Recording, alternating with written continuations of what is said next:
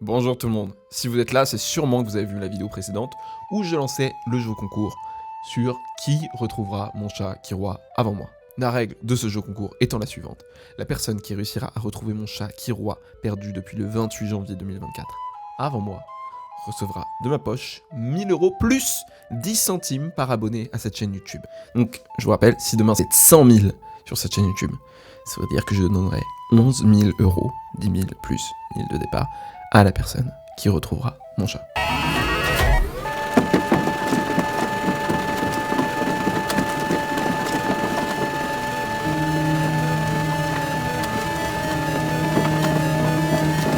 Puisque je vous ai présenté le concours la dernière fois, dans cette vidéo, je vais vous donner tous les indices, tous les éléments concrets à ma disposition pour que vous partiez sur un pied d'égalité avec moi dans la recherche de ce chat. Attention, c'est parti. Attention, c'est parti. Donc, Kiroa est né au mois de mars 2022. Au moment de la perte, il avait donc pas tout à fait 2 ans. C'est un chat roux, mâle, comme 80% des chats roux, je sais pas si vous le saviez, avec une alternance entre roux et beige. Il n'a pas de blanc sur son pelage. Ses rayures sont épaisses, ce sont de larges bandes, presque des marbrures. Donc ça ressemble pas à ça, ni à ça, mais plutôt à ça. C'est un chat qui est grand, plutôt élancé et mince, en tout cas au moment où on l'a perdu. Peut-être que depuis, il y a une petite mamie qui a récupéré, qui l'a rendu obèse, hein. Ça, on sait jamais.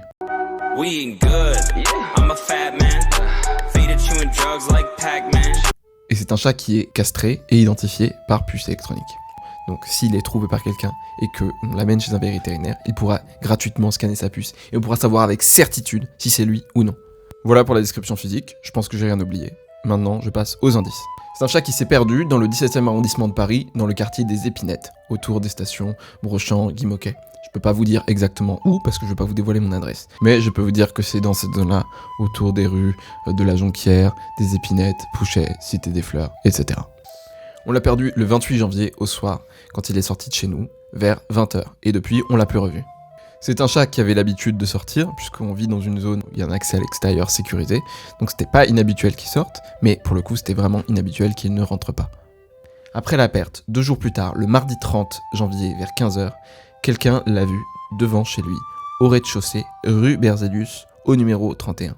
On est sûr que c'est lui que cette personne a croisé parce qu'elle a pris une vidéo où on le reconnaît vraiment formellement. Cette vidéo je vous l'ai déjà montrée, je vous la remets ici. Malheureusement, alors que cette personne aurait pu assez facilement faire rentrer Kiroa chez elle, elle n'avait pas encore vu nos affiches, elle ne les a vues que 3 jours plus tard, au moment où elle nous a appelés, et on s'est tout de suite rendu à l'endroit en question, mais on l'a pas vu. Depuis, on n'a eu aucun autre indice sérieux.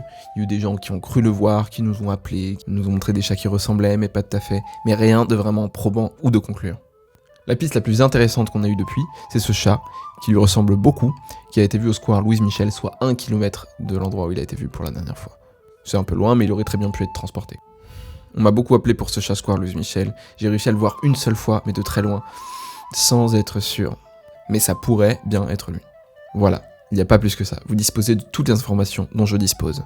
Si jamais dans le futur j'ai d'autres informations, d'autres indices, je vous en ferai part. L'idée c'est que vous soyez sur un pied d'égalité avec moi. De toute façon, il n'y a pas 1000 possibilités. Soit Kiroa est mort, ce qui est possible, il a passé du temps dehors, il peut y avoir un accident. Personnellement, j'y crois pas trop. C'est un chat robuste, très fort, intelligent. Je pense qu'il s'en est sorti. Soit il est vivant. Et s'il est vivant, il n'y a que 4 options. Ces 4 options, en fait, elles sont créées par 2 axes d'incertitude. Premièrement, est-ce que le chat est toujours dehors, dans la nature, libre à lui-même, ou bien est-ce qu'il a été recueilli par quelqu'un?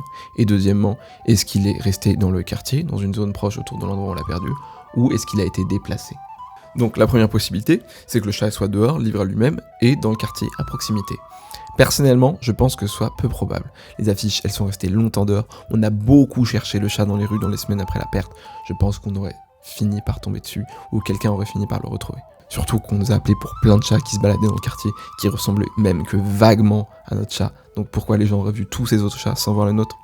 J'y crois pas. Deuxième possibilité, le chat est toujours dans le quartier, mais chez quelqu'un, retenu ou recueilli par quelqu'un. Pour moi, c'est fortement possible qu'après la vidéo que la personne a prise devant chez elle au rez-de-chaussée, Kiroa soit rentré chez quelqu'un, qui s'y soit senti bien, que cette personne se soit prise d'affection pour lui et ait décidé de le garder, de le nourrir, en pensant qu'il était à personne, qu'il manquerait à personne, qu'il était très beau, et ça c'est vrai.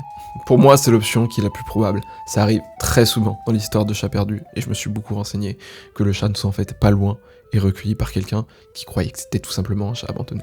Et les gens en fait ont pas systématiquement le réflexe d'aller chez le vétérinaire pour vérifier si le chat qu'ils adoptent est pucé ou pas. C'est l'histoire que nous raconte le youtubeur américain Isaac Marion dans sa vidéo. Il nous dit qu'il a perdu son chat Watson et qu'il a cherché pendant des mois et des mois, puis il l'a abandonné, et enfin 6 ans après, il apprend qu'en fait son chat vit chez une vieille dame, qu'il l'a gardé pendant tout ce temps, sans jamais essayer de savoir s'il appartenait à quelqu'un qui le cherchait. It was an elderly lady named Julie, and her voice was shaking. 9 months after I had given up searching for Watson, he had shown up at Julie's house looking for food. She was in a nearby town and hadn't seen any of my posters. Watson was in bad shape, and it took Julie weeks to win his trust, but eventually he joined her family. Donc pour moi, c'est l'option la plus probable. C'est aussi possible qu'il soit toujours dehors dans la nature, mais qu'il ait été éloigné auparavant, qu'il soit monté dans un camion ou dans une voiture, et puis qu'il a été relâché. Dans ce cas-là, il peut être n'importe où en Ile-de-France, et même dans la France entière. C'est possible aussi, il y a plein de chats qui sont retrouvés à des dizaines, voire des centaines de kilomètres de chez eux. Il est aussi possible qu'il ait été éloigné et que maintenant il soit chez quelqu'un, recueilli ou retenu. Donc après cette vidéo, il aurait été déplacé, puis quelqu'un l'aurait recueilli après. Donc voilà pour moi les 4 possibilités. Si vous en avez d'autres, merci d'en faire part, peut-être quelque chose que je vois pas. Donc j'en appelle spécialement à votre vigilance si vous êtes dans le secteur de Brochamp, Épinette, Batignolles, Montmartre ou dans ce coin-là. Si le chat a été recueilli par quelqu'un ou s'il est dans la nature, vous êtes les personnes qui seraient en mesure de le savoir. Dans le cas où le chat a été recueilli par quelqu'un, j'en appelle à votre vigilance. Est-ce qu'il y en a parmi vous qui, depuis le mois de février 2024, ont recueilli un chat qui a apparu mystérieusement dans leur vie, un chat roux? Dans ce cas-là, il pourrait s'agir du mien, et il faudrait que ces personnes l'amènent chez un vétérinaire pour vérifier sa puce, ce qui, je le rappelle ici, est gratuit et sans rendez-vous. Et si c'est lui, et si c'est vous qui m'avez donné le tuyau, à vous le cash prize. Mais il peut aussi être en extérieur, livré à lui-même, en Ile-de-France ou bien plus loin. Et dans ce cas-là, ça vous donne des informations. Est-ce qu'il y a souvent un chat qui vous traîne dans un parc près de chez vous, que vous voyez, qui pourrait ressembler à Kiroa? Est-ce qu'il y a souvent un chat qui vient vous rendre visite dans votre cour, qui vous semble abandonné? Ou enfin, c'est pas très clair de savoir à qui il est. Ça pourrait être Kiroa. Dans ce cas-là, vous pouvez peut-être m'envoyer des photos pour que je puisse savoir si ça ressemble à lui ou pas. Essayez aussi de vous rapprocher d'associations locales qui pourraient essayer de mettre en place des mesures pour l'attraper. Dans ce cas-là, si vous avez contribué à l'attraper par ce biais-là, et si vous me donnez le renseignement d'un chat qui traîne autour de chez vous et que c'est Kiroa, à vous le cash prize aussi. Vous avez toutes les données nécessaires en tout cas. Je vous rappelle le jeu court, 1000 € si vous retrouvez Kiroa, plus 10 centimes par abonné sur cette chaîne. Donc allez, on clique là, pour qu'il y ait le plus d'euros possible, pour que les gens veuillent retrouver mon chat, pour que je sois content. J'ai aussi pour projet d'ouvrir un canal Discord qui sera sûrement déjà ouvert d'ici la vidéo, où vous pourrez discuter de vos avancées, de vos hypothèses, de vos indices, de vos nouvelles pistes, tout ce que vous voulez, ce sera sur ce canal Discord. En tout cas là, vous avez tous les indices. Donc bonne recherche.